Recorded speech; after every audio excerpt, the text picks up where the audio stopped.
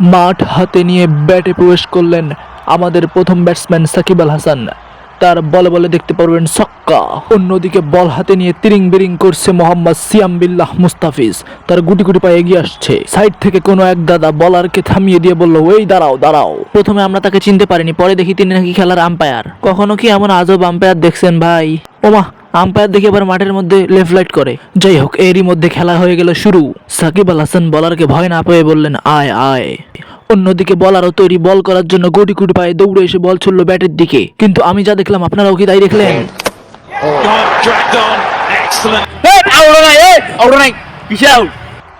আপনারা দেখতে পাচ্ছেন বলার তার প্যান্টের পকেট থেকে কি যেন বের করে আম্পায়ারের হাতে ধরাই দিলেন।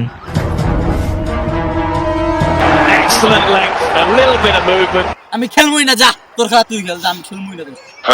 আম্পায়ার রীতিমতো ঘুষ নিয়ে মাঠ থেকে সাকিব আল হাসানকে বের করে দিলেন। এবারে ব্যাট হাতে নিয়ে মাঠে নেমে আসছেন তাসকিন আহমেদ নাইম। সে মারবে বলে বলে ছয়, তবু মানবে না পরাজয়। ঘুষ করে আম্পায়ার তার হাত নামিয়ে বল করার অনুমতি দিয়ে দিল এবং বলার আবারও বল ছুড়ে মারলো। ওহ নো, বিশাল একটি সিক্স মেরে মাঠ বের করে দিলেন বলের বাইরে। ওহ সরি, ভুলে সিক্সের বদল হয়ে গেল ক্যাচ। তোরা আউট দিছিস না, দেখ এবার পরের ওভার আমি বলার রূপে ফিরে আসুন, দেখ খালি দেখতে থাক।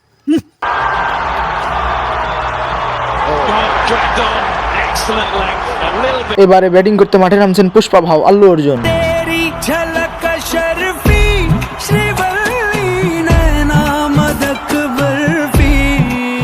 এবারে মাঠে নামলেন পুষ্পা ভাও এবং তিনি বলছেন, আয় আয়। এবার আম্পায়ারে একজন ভূতকে দাঁড় করিয়ে দিয়ে আম্পায়ার নিজে নেমে গেছেন বল করতে এবং তিরিং বিরিং করতে করতে এগিয়ে চলছেন এবং বল করলো। বলটি গিয়ে পড়লো সোজা পুষ্পা ভাওয়ের ব্যাটে এবং জোরে একটি সিক্স মেরে দিল।